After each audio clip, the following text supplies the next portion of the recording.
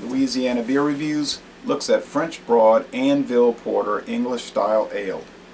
They don't say what the ABV is on the website or the bottle. Beer Advocate and Rate Beer are saying 6%. I don't know if that's really the case.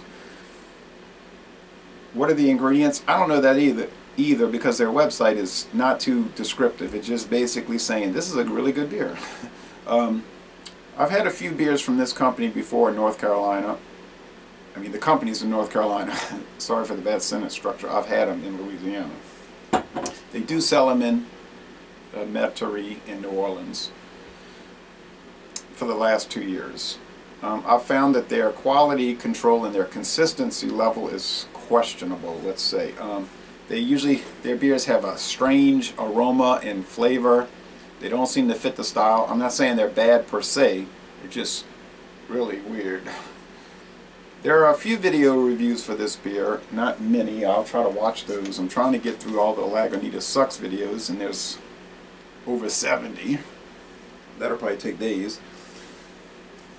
Anyway, whatever the ingredients and the ABV really is, it does get a good score on Beer Advocate, and 89 out of 100 on Rate Beer, 87 out of 100 for the style. So in the good to very good range, B, B+. I know the never-ending Limburger cheese. I've been eating it. I have some left still. I just get a little bit every few days. 8-ounce block. It'll last a couple more days. Well, if this opens, I'll be happy. Come on, man. I bought this at Dorgnac's and it was $4.99 for the bottle, which is what you typically see these beers priced at. Okay, I'll tilt it like the Guinness recommends on their foreign extra stout. Well, this is same ABV as the Guinness extra stout. Thin, beige head, and a dark brown, almost black appearance. Similar to the Guinness foreign extra stout, which is a stout porter. Old English 800 malt liquor, very common around here. 16-ounce can. We typically get those around here these days in 18-ounce clear bottles and 40-ounce clear plastic bottles. The 18-ounce are glass, 40-ounce are plastic. Here's Old English 800 high gravity malt liquor. Bought this about 4 years ago in Beaumont, Texas at Mercado de Familia on US Highway 90. One of the few places I've seen these 40-ounce bottles. They don't sell this beer at all in Louisiana that I'm aware of. We only get the 6% Old English 800. And here's a Hurricane Old English 800 high gravity can, 24-ounce can. I bought this in San Antonio, Texas in 2013 at a place called Magot's Grocery. Yeah, Magot's, M-A-G-O-T-T.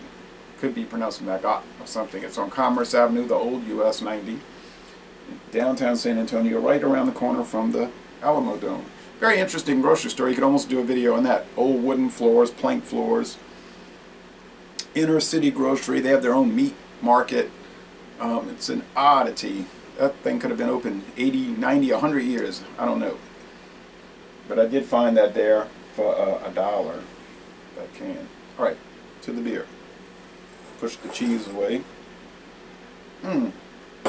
This one does smell like it should.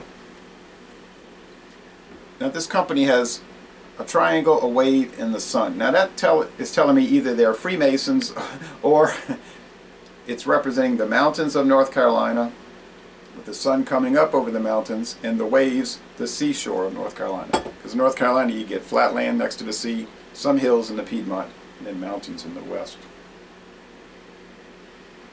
Rich, chocolatey, and coffee notes. It says that on the bottle. Chocolate and caramel notes, not coffee. Caramel, I might go along with that. Definitely coffee, dark roast, and barley malt.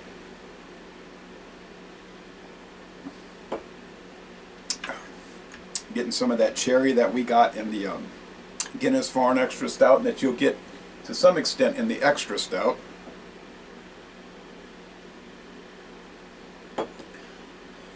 Breadiness, sweetness, some char. This doesn't have that odd sweet and sour thing going that they had in the other French broads.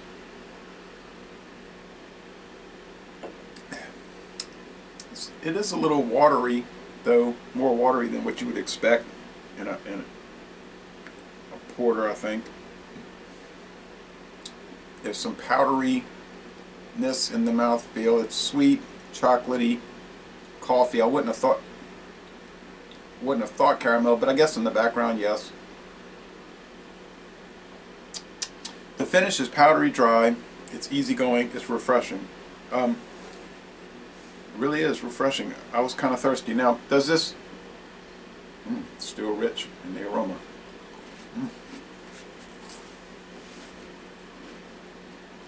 It pairs well with your more pungent cheeses, like Limburger or Gorgonzola. Alright, well,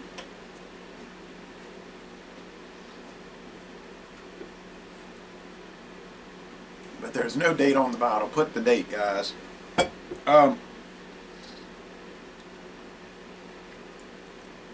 This does not really hold up against something like a Sierra Nevada Porter or an Anchor Porter or the Guinness Extra Stout. It's inferior to those. It's okay. You know, I can't really justify paying $4.99 for this bottle when you can get a big bottle of Guinness Extra Stout for cheaper than that, and it's going to have a richer flavor, a better, more solid body.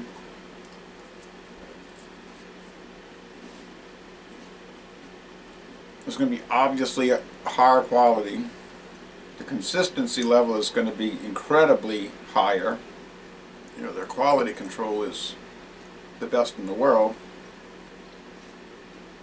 You know, right up there with the other master brewers. So, I mean, this is, I'll give it a B. It's good, but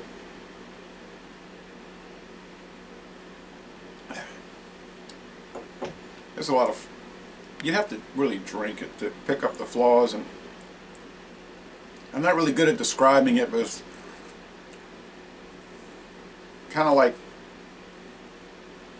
what was the actress's name in the movie Bananas? She said, I knew something was missing, and you know, I know something is missing, but I just don't know what it is. Probably the body. It's good though. I mean, you asked me, is this a good beer? Yes. Is this a good cheese country Castle Limburger? Awesome. So, Laissez le bon temps rouler, a good beer at least.